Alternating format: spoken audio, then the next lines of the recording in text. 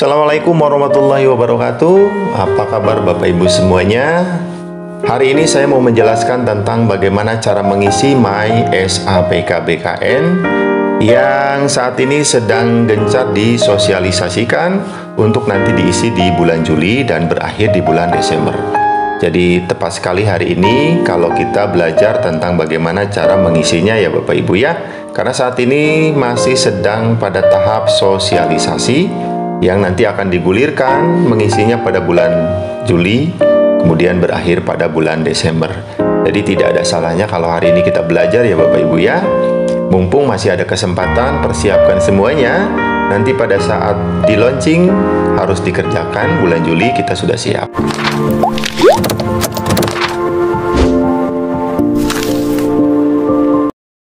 Baik Bapak Ibu, langsung saja. Yang pertama kita akan coba jelaskan, saya coba jelaskan melalui buku panduan yang sudah disiapkan oleh BKN Bapak Ibu ya. Silakan buku panduannya bisa di-download di link deskripsi video ini Bapak Ibu ya. Nah, saya akan jelaskan melalui buku ini dan kemudian saya akan jelaskan juga langsung di akun realnya Bapak Ibu ya. Ya, di akun realnya seperti ini Bapak Ibu. Oke. Untuk My SAPK BKN kita bisa mengakses dengan dua cara Bapak Ibu ya. Yang pertama kita bisa melalui Android dengan cara kita mengetikkan My SAPK BKN di Play Store, kemudian klik install ya Bapak Ibu dan silakan kerjakan melalui Android.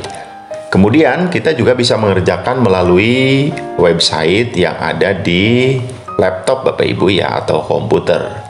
Cara mengaksesnya kita langsung ke Google saja seperti ini. Kemudian kita langsung ketikkan https://mysapk.bkn.go.id atau kita langsung ketikkan aja mysapk.bkn.go.id atau cukup mysapk saja sudah nanti terakses Bapak Ibu ya. Kemudian langsung klik enter. Lalu klik My SAPK BKN dan kita masuk di websitenya. Nah, kebetulan saya sudah login Bapak Ibu. Nah, cara loginnya Bapak Ibu, nah seperti di buku panduan ini ada alurnya. Loginnya menggunakan NIP Bapak Ibu, kemudian passwordnya adalah NIK. Sekali lagi, usernya NIP, kemudian passwordnya menggunakan NIK KTP.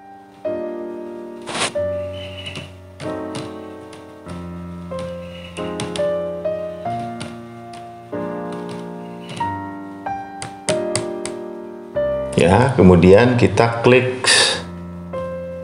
kemudian kita masukkan nick-nya ya, kemudian klik login. Oke, kita udah masuk di sini Bapak Ibu. Seperti ini tampilan di dalam My SAPK yang realnya Bapak Ibu ya. Nah, saya tidak jelaskan di sini di real akunnya, di akun benerannya.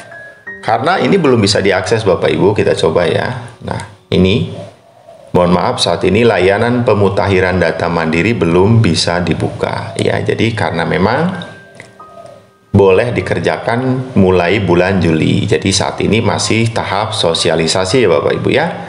Jadi saya akan jelaskan melalui buku panduan karena akan sangat mirip ya, karena buku panduannya diberikan oleh BKN ya. Oke, satu persatu saya akan jelaskan Bapak Ibu. Tadi cara loginnya sudah, kemudian berikutnya kita akan ke cara pengisian data-data yang ada di sini Bapak Ibu ya. Ini ada riwayat PNS, riwayat diklat, riwayat golongan dan lain sebagainya. Ya, kemudian kita akan mengisi data personal dan lain sebagainya. Oke Bapak Ibu, kita langsung saja ya ke buku panduannya. Oke Bapak Ibu, apa saja data yang harus dimutakhirkan oleh PNS? Ya, data yang harus dimutakhirkan oleh PNS yaitu satu data personal, ya seperti sini, ya. Kemudian riwayat jabatan, riwayat pendidikan, diklat, riwayat SKP 2 tahun terakhir, riwayat penghargaan, riwayat pangkat dan golongan, riwayat keluarga, riwayat peninjauan masa kerja, riwayat pindah instansi, riwayat CLTN, riwayat CPNS/PNS, dan riwayat organisasi, Bapak Ibu ya. Kemudian data yang harus dimutakhirkan oleh PPPK dan PPT non-ASN yaitu data personal, riwayat diklat atau kursus, riwayat penghargaan atau tanda jasa, riwayat keluarga, riwayat organisasi. Itu wajib dimutakhirkan ya Bapak Ibu ya. Nah, kita jelaskan satu persatu Bapak Ibu apa yang dimaksud dengan data personal dan lain sebagainya. Kita jelaskan ya, mulai data personal Bapak Ibu. Yang dimaksud dengan data personal adalah data yang berisi informasi mengenai data pribadi ASN dan PPT non-ASN. Terus elemen data yang harus diisikan yaitu satu NIP baru, kemudian NIK, nomor induk KTP ya Bapak Ibu ya, nomor induk kependudukan ya Bapak Ibu, nama, gelar depan, gelar belakang, jenis kelamin, tempat lahir, tanggal lahir, agama, email Bapak Ibu, siapkan dari sekarang kalau belum punya, nomor HP, kalau lupa lagi diingat-ingat emailnya karena harus memasukkan email. Kemudian nomor HP, nomor telepon, nomor HP adalah nomor handphone, nomor telepon adalah nomor telepon duduk. Kalau nggak punya nggak usah diisi. Lalu kemudian nomor NPWP, nomor BPJS ya. Nomor BPJS ada di kartu BPJS Bapak Ibu.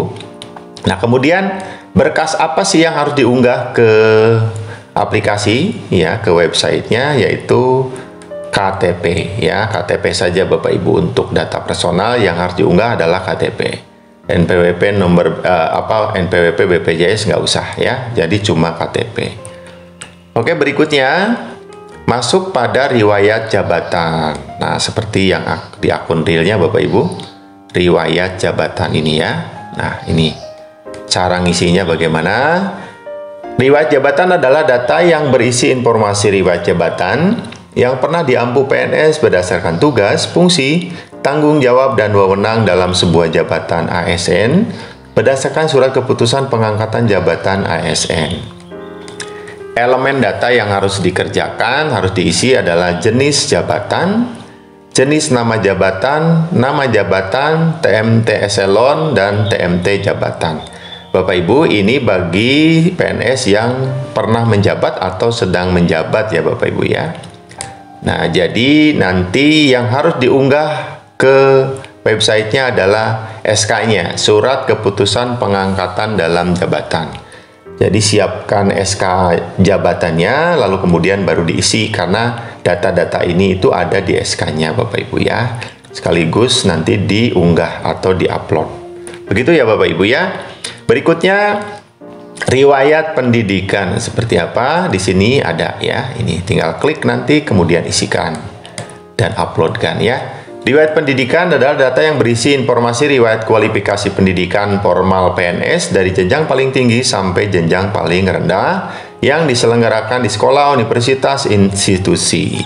Kemudian, elemen data yang dibutuhkan adalah tingkat pendidikan, nama program, tahun lulus, tanggal lulus, nomor ijazah, nama sekolah. Untuk nama program mungkin untuk perguruan tinggi ya Bapak Ibu ya. Jadi Bapak Ibu silakan persiapkan dulu berkas-berkas yang harus diuploadkan yaitu ijazah Bapak Ibu ya. Ini di sini yang harus diuploadkan adalah ijazah ya. Ijazah kelulusan dari sekolah, universitas, institusi dari mulai SD sampai perguruan tinggi ya, sampai S3. Siapkan dulu itu, baru nanti isikan datanya dari ijazah itu. Oke Bapak Ibu, seperti itu. Berikutnya riwayat diklat. Nah, riwayat diklat itu ada di sini ini Bapak Ibu. Nah, riwayat diklat adalah data yang berisi informasi riwayat pengembangan kompetensi yang pernah diikuti PNS melalui diklat struktural, diklat teknik fungsional, seminar atau workshop, magang, dan sejenisnya. Nah, yang dimaksud dengan diklat struktural adalah diklat struktural merupakan diklat yang dilakukan guna memberikan wawasan pengetahuan, keahlian, keterampilan, sikap, serta perilaku dalam bidang kepemimpinan aparatur yang bertujuan untuk mencapai persyaratan kompetensi kepemimpinan dalam jenjang jabatan struktural tertentu. Nah, jadi ini bagi PNS yang pernah menjabat atau sedang menjabat, tentu ada sertifikat diklatnya Bapak Ibu. Ini yang disebut dengan diklat struktural. Jadi jangan salah memasukkan Bapak Ibu ya. Contoh misalnya diklat PIM tingkat 4. Berikutnya diklat teknis ya. Diklat teknis merupakan diklat yang dilaksanakan untuk memenuhi persyaratan kompetensi teknis yang diperlukan untuk pelaksanaan tugas PNS. Jadi ini adalah untuk tenaga-tenaga teknis Bapak Ibu dan pernah mengikuti diklat ya. Contohnya adalah diklat pengadaan barang dan jasa pemerintahan. Berikutnya ada diklat fungsional ya. Ini seperti guru mungkin punya sertifikat diklat fungsional ya biasanya ya. Diklat fungsional merupakan jenis diklat pegawai negeri sipil yang dilaksanakan untuk mencapai persyaratan kompetensi sesuai dengan jenis dan jenjang jabatan fungsional masing-masing. Contohnya di sini adalah diklat TOT perencanaan peningkatan kinerja ya. Jadi yang termasuk PNS fungsional, dia akan memiliki atau mengikuti diklat-diklat fungsional ya Bapak Ibu ya. Kemudian elemen data yang dibutuhkannya adalah jenis diklat. Nah, ini makanya kita harus paham jenis diklat yang termasuk apa, jenis diklat yang kita ikuti itu. Ada diklat struktural itu bagi pejabat-pejabat ya. Lalu diklat teknis ya, teknis itu seperti PNS-PNS yang di bidang teknis. Kemudian diklat fungsional adalah PNS fungsional ya biasanya.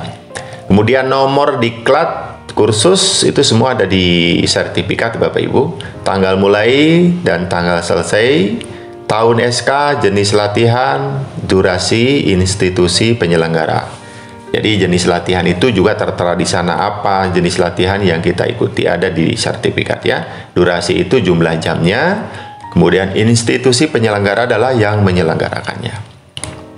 Yang harus diunggah pada data personal ini yaitu sertifikat pendidik, pelatihan, kursus, dan seminar itu ya. Jadi sertifikatnya harus di-uploadkan.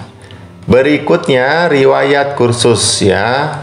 Data yang berisi informasi riwayat pengembangan kompetensi yang pernah diikuti PNS meliputi seminar, kursus, atau pembelajaran pengetahuan keterampilan atau penataran Bapak Ibu ya. Jadi diklat dengan kursus berbeda Bapak Ibu. Nah, jadi kursus itu berkaitan dengan pengembangan kompetensi ya yang pernah diikuti oleh kita ya. Pengembangan kompetensi misalnya pelatihan apa dan lain sebagainya. Data yang harus dimasukkan adalah jenis diklatnya atau kursus mungkin masuk ke sana ke atas tadi ya. Jenisnya hanya itu 3. Lalu nomor diklat atau kursusnya, tanggal mulai, tanggal selesai, tahun SK, jenis latihan, durasi, institusi penyelenggara. Ini hampir sama dengan yang tadi ya. Kemudian masukkan sertifikat kursusnya. Diunggah sertifikat kursusnya ya. Berikutnya adalah riwayat SKP. Nah, seperti di sini itu ada di bagian bawah riwayat SKP nih ya, Bapak Ibu ya. Jadi kita harus juga memasukkan riwayat SKP 2 tahun terakhir. SKP yang sudah ditandatangani ya Bapak Ibu, yang sudah resmi ada di tangan kita, udah disimpan, dibongkar lagi, masukkan di sini.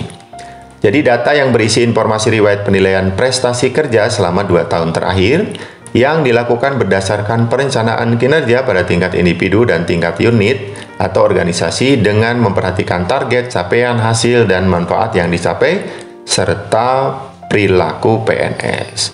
Elemen yang dimasukkan adalah jabatan, tahun, nilai SKP, nilai perilaku kerja, nilai prestasi kerja, data pejabat penilai, data atasan pejabat penilai. Semua itu ada di SKP-nya Bapak Ibu, silakan tinggal dilihat. Kemudian berikutnya yang harus diupload pada data ini adalah SKP yang sudah ditandatangani oleh yang bersangkutan atau pejabat yang berwenang. Silakan diuploadkan ke sana dan diisikan datanya. Berikutnya riwayat penghargaan atau tanda jasa, ya. Riwayat penghargaan atau tanda jasa di sini ya. Oke. Apa itu? Data yang berisi informasi riwayat penghargaan, tanda jasa, atau tanda kehormatan berdasarkan penilaian kontribusi balas jasa pemerintah yang diberikan langsung kepada PNS ya. Data elemen datanya adalah jenis penghargaan, tahun SK, nomor SK, dan tanggal SK. Kalau kita dapat penghargaan harus ada SK-nya Bapak Ibu karena harus di-upload ya, diunggah ke websitenya. Berikutnya Bapak Ibu, riwayat pangkat dan golongan ruang ya. Ada di sini riwayat pangkat dan golongan ruang. Ada di sini ya riwayat golongan ini ya. Ya. Apa itu? Riwayat golongan adalah data yang berisi informasi riwayat pangkat dan golongan ruang selama bekerja.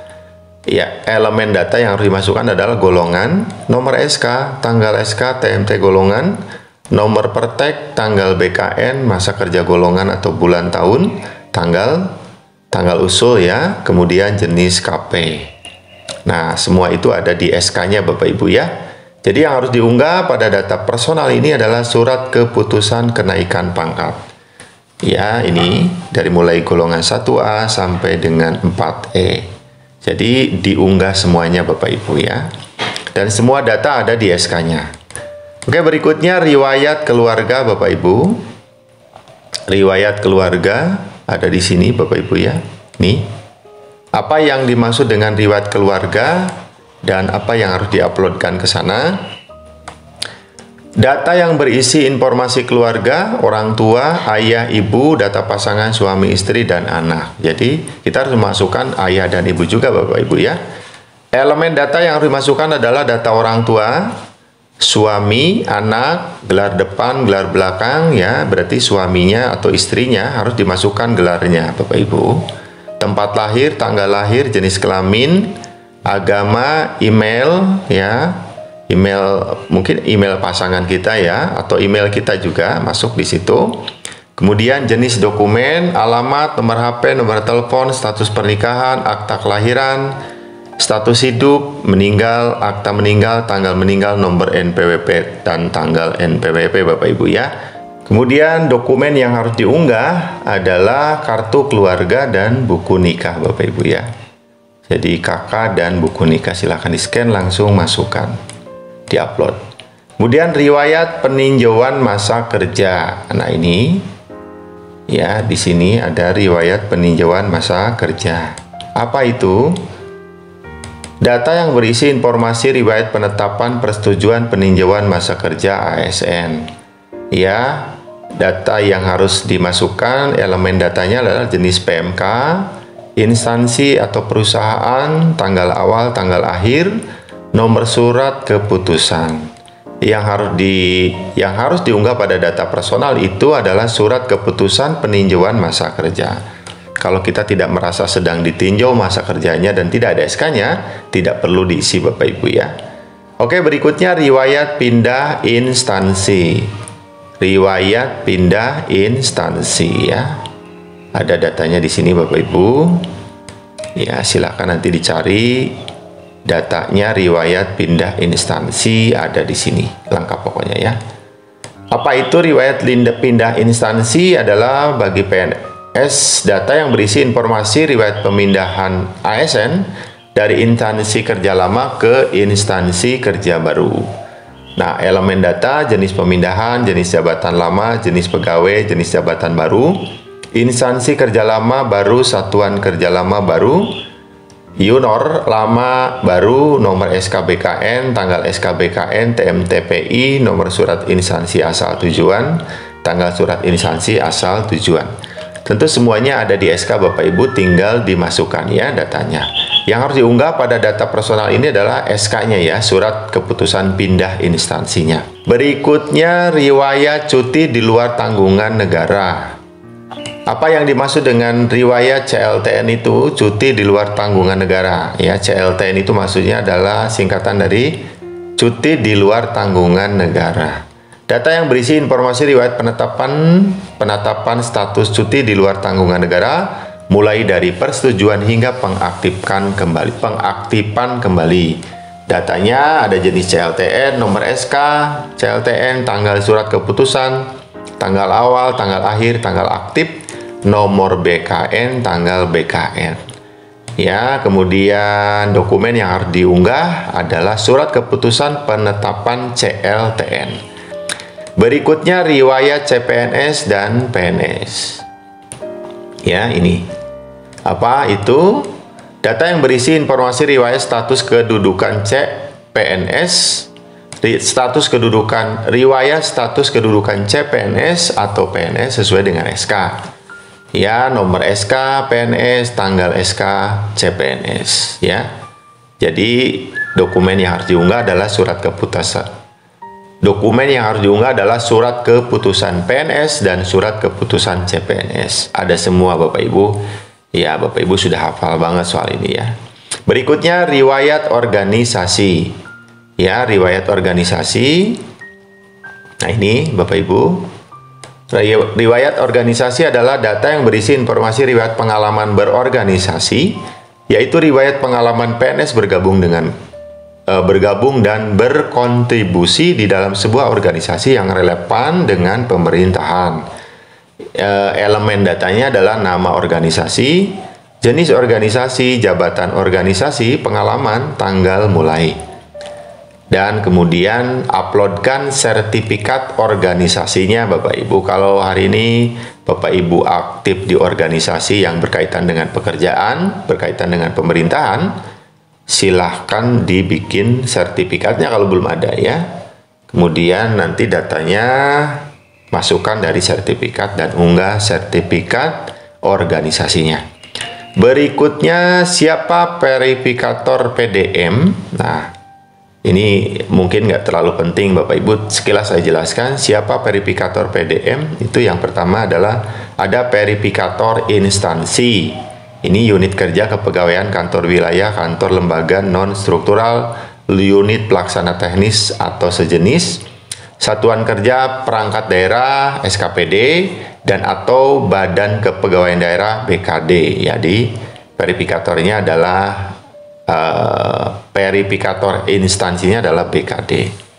Kemudian ada juga approval instansi. Approval itu yang menyetujui ya Bapak Ibu ya. Ya, hampir sama dengan yang di atas tadi ya, seperti itu. Kemudian ada terakhir verifikator dan approval BKN. Setelah masuk di tahapan tadi di bawah, kemudian langsung ke BKN. Di sana ada dua-duanya ya Bapak Ibu, ada verifikator dan approval. Ya, nah Bapak Ibu, kemudian jika kita dulu pernah memiliki akun MySAPK dan sekarang kita mau login tapi lupa password, ini ada caranya Bapak Ibu ya. Ini jika kita lupa password, ini ada alurnya seperti ini ya. Kita masuk, kemudian membuka aplikasi MySAPK, lalu kemudian kalau lupa, kita melakukan lupa password. Nih, diklik di bawah seperti ini nih, kita masuk. Kalau kita lupa password, coba kita logout dulu ya Bapak Ibu ya. Nah, ini kalau kita lupa password, kita klik yang ini Bapak Ibu, lupa password ya. Lalu berikutnya coba kita lihat alurnya yang lupa password ya Bapak Ibu. Nah, ini berikut tampilan bantuan jika lupa password pada MySAPK. Ketika kita lupa tadi, kita klik lupa password Bapak Ibu ya. Kemudian berikutnya, kita masuk, kita cari kode verifikasi MySAPK-nya Bapak Ibu ya. Kalau tidak salah, pada saat sosialisasi dikatakan untuk mengakses lupa password kita harus memasukkan email instansi Bapak Ibu ya. Email instansi resmi kita ya. Jadi bukan email pribadi kita, tapi email instansi. Biasanya email instansi itu resmi ya Bapak Ibu ya. Bukan menggunakan Gmail atau Outlook atau Yahoo ya, tapi resmi dari website yang terdaftar Bapak Ibu. Jadi harus seperti itu, memasukkan email instansi. Kemudian nanti di email itu masuk tokennya ya, lalu kita reset ya. Menggunakan token itu kita reset passwordnya. Ya, sini masukkan. Ya, masukkan password barunya, lalu kemudian masukkan tokennya. token akan masuk di email. Nah, ini email. Nah, ini mysapk@bkn.go.id. Nah, itu. Jadi email instansi itu biasanya resmi ya. Nah, kemudian nanti tokennya akan masuk di email tersebut, lalu kemudian kita masukkan password baru ya, yang kita coba rubah lagi, kemudian masukkan tokennya, lalu berikutnya reset password. Nah, kemudian kita login lagi. Bapak Ibu begitu ya. Mudah-mudahan bisa dipahami Bapak Ibu ya. Silakan kalau belum paham juga Bapak Ibu bisa tanyakan di helpdesk nanti ya, seperti itu secara teknis. Oke, berikutnya kita coba lagi apa yang dapat dilakukan pada saat pemutakhiran data mandiri. Nah, ini mungkin penting Bapak Ibu kita jelasin ya. Jadi apa sih yang harus kita lakukan pada pemutakhiran itu? Nah, pada saat kita mau memutakhirkan data, yang pertama, ketika kita udah masuk di sini, ya kita coba lihat-lihat dulu data-data kita itu ada yang harus diupdate atau tidak. Jadi ini bukan data kosong ya, bukan aplikasi kosong, bukan website kosong. Ketika kita udah login dengan menggunakan NIP kita, berarti data kita ada di sini. Nah, jadi tugas kita periksa dulu Bapak Ibu. Jadi ini tidak kosong Bapak Ibu. Kita tidak harus mengisi dari nol ya Bapak Ibu ya. Mungkin kemungkinan yang harus kita lakukan adalah upload dokumennya ya. Kalau datanya udah benar, kemudian kita tinggal upload. Kalau datanya belum benar, dibenerin, edit ya. Nah, cara benerinnya nanti di bawah ada.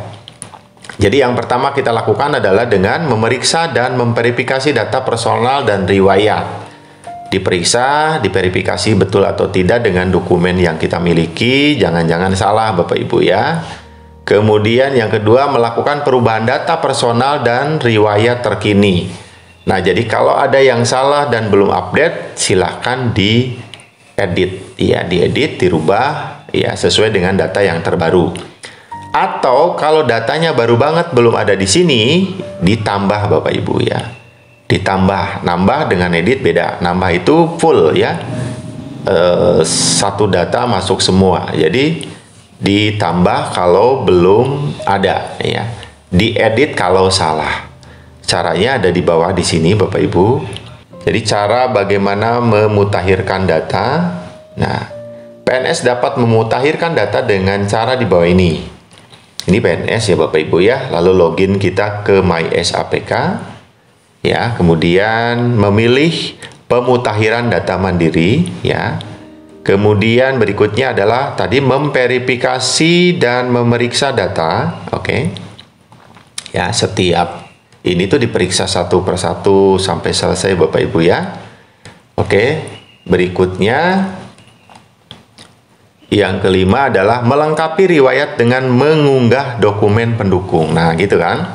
Kalau ini sudah lengkap Bapak Ibu, tinggal unggah dokumen pendukungnya. Kalau datanya sudah benar, kita tinggal mengunggah dokumen pendukungnya. Kalau udah benar, kita tidak harus mengisi kembali ya. Oke. Berikutnya, tadi setelah melengkapi riwayat dengan mengunggah dokumen pendukung, berikutnya adalah mengirimkan pengajuan dan mengunduh bukti pemutakhiran. Nah, Bapak Ibu, kalau sudah di-upload semua data pendukungnya, berikutnya adalah mengirim pengajuan dan mengunduh buktinya. Nanti akan kita print atau kita simpan, lalu kemudian selesai Bapak Ibu, selesai melakukan update data mandiri dengan bukti data pemutakhiran tadi ya. Nah, nanti akan seperti ini Bapak Ibu.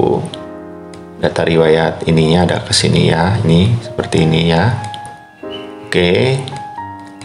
Nah, kemudian jika ada data yang tidak sesuai Bapak Ibu, PNS dapat mengikuti cara ini, perubahan data oleh PNS. Nah, seperti ini PNS, login ke mysapk lalu memilih update data mandiri. Ya. Lalu kemudian memilih UNOR verifikasi. Nah, ini ya. Seperti ini. Lalu berikutnya memeriksa dan memverifikasi data pada setiap riwayat ya. Jadi seperti ini. Di UNOR-nya belum bisa dilihat ya, karena ini belum bisa diakses ya. Kemudian kita lihat data yang tidak sesuainya, memeriksa dan memverifikasi data yang pada setiap riwayat tadi, yang ini tadi ya Bapak Ibu. Lalu berikutnya yang keenam adalah menambah atau mengedit data yang tidak sesuai. Nah, gini nih cara mengedit dan menambahnya seperti ini, ada di sini. Biasanya mengedit itu ada pensil ya, di sini diklik. Kalau menambah ada tanda tambah biasanya Bapak Ibu ya, seperti itu. Nah, itu kemudian berikutnya setelah data selesai dan fix ya, kemudian baru mengunggah dokumen pendukung seperti yang dijelaskan di atas tadi ya. Lalu kemudian memeriksa kembali Bapak Ibu usulan pemutakhiran dan kirim pengajuan. Lalu berikutnya unduh bukti telah mengikuti pemutakhiran data. Kalau merasa sudah benar, langsung unduh buktinya. Lalu kemudian memantau progres verifikasi via layanan notifikasi My SAPK. Jadi kalau sudah merasa benar, data udah diajukan, tinggal dipantau. Nanti ada notifikasi Bapak Ibu ya. Notifikasi itu pemberitahuan. Ya, udah disetujui atau di-approve atau belum. Seperti itu Bapak Ibu ya. Oke, berikutnya ini adalah tampilan proses pengajuan update data mandiri. Nah, ini seperti ini tampilannya Bapak Ibu. Ya, seperti tadi di sini ya kan sama ininya, tapi untuk tampilan ininya belum bisa diakses Bapak Ibu ya. Nah, untuk mencari data yang mau di sini, kalau kelamaan tinggal cari di sini Bapak Ibu. Ya, cari riwayat kategorinya. Oke, seperti itu. Berikutnya ya, ini PPK, P3K, dan PPT non-ASN dapat memutarikan data dengan cara seperti ini. Hampir sama Bapak Ibu ya, PPK dan PPT non-ASN seperti ini, sama, hampir sama ya. Ya, tidak jauh beda lah, itu sama aja kan. Oke, seperti itu. Nah, kemudian bagaimana proses verifikasinya? Tentu ini adalah kewenangan mereka, Bapak Ibu, bukan kita ya, sebagai ASN. Jadi ini verifikator instansi, ya, lalu dia login ke CASN, ya, kemudian memverifikasi data. Nah, itu tugas mereka Bapak Ibu ya. Nah, kemudian verifikasi data tidak sesuai oleh verifikator. Nah, ini nanti verifikator itu menyeleksi data-data yang nggak sesuai ya, diverifikasi. Itu tugas mereka Bapak Ibu. Kemudian bagaimana proses persetujuan data oleh instansi. Nah, ini prosesnya persetujuan data sesuai oleh approval. Jadi disetujui oleh approval. Yang disetujui adalah data yang sudah bagus, yang sudah benar ya Bapak Ibu. Jadi yang di approve itu data yang sudah benar. Nah, tadi login CASN itu mungkin pihak approval ya Bapak Ibu. Nah, cuma kita tahu sekilas saja. Kemudian persetujuan data tidak sesuai oleh approval. Seperti ini Bapak Ibu. Jadi prosesnya panjang ya. Kemudian bagaimana proses verifikasi dan persetujuan data oleh BKN, ini yang terakhir adalah oleh BKN. Kalau oleh BKN sudah di-approve, sudah diverifikasi, udah benar, udah oke, datanya fix ya. Nah, kalau misalnya ini status kepegawaian nanti ada tidak ikut PUPNS 2015, karena 2015 itu pernah mengisi data seperti ini, namanya PUPNS ya. Kemudian tidak memiliki NIP baru ya, lalu diberhentikan, ini CLTN dan lain sebagainya. Ini persoalan-persoalan ya, yang itu nanti harus dikonsultasikan dengan pihak helpdesk ya. Nanti ada akses di menu helpdesk, jadi tinggal kita kalau ada persoalan masuk di situ Bapak Ibu ya. Ini untuk penyelesaian permasalahannya seperti ini. Kalau ada persoalan, user, lalu usul perubahan jabatan, kemudian masuk pada unit kepegawaian instansi, lalu pemutakhiran data, lalu masuk CASN ya Bapak Ibu. Mungkin cukup Bapak Ibu ya. Ini adalah persoalan-persoalannya saja. Silakan Bapak Ibu lebih detailnya lagi untuk dibaca buku panduannya yang saya akan sertakan link downloadnya ada di deskripsi video di bawah ini ya Bapak Ibu ya. Silakan lebih detailnya ada di situ. Kalau saya masukkan di sini semua mungkin nanti videonya terlalu panjang Bapak Ibu ya. Oke, mungkin cukup Bapak Ibu. Mudah-mudahan bermanfaat ya Bapak Ibu ya. Mohon maaf atas segala kesalahan. Ya, kita sama-sama belajar Bapak Ibu. Mudah-mudahan ada manfaatnya. Terima kasih, sampai jumpa lagi di lain kesempatan. Jangan lupa ya, di like, komen, dan subscribe channel Diana Oke. Terima kasih Bapak Ibu. Assalamualaikum warahmatullahi wabarakatuh.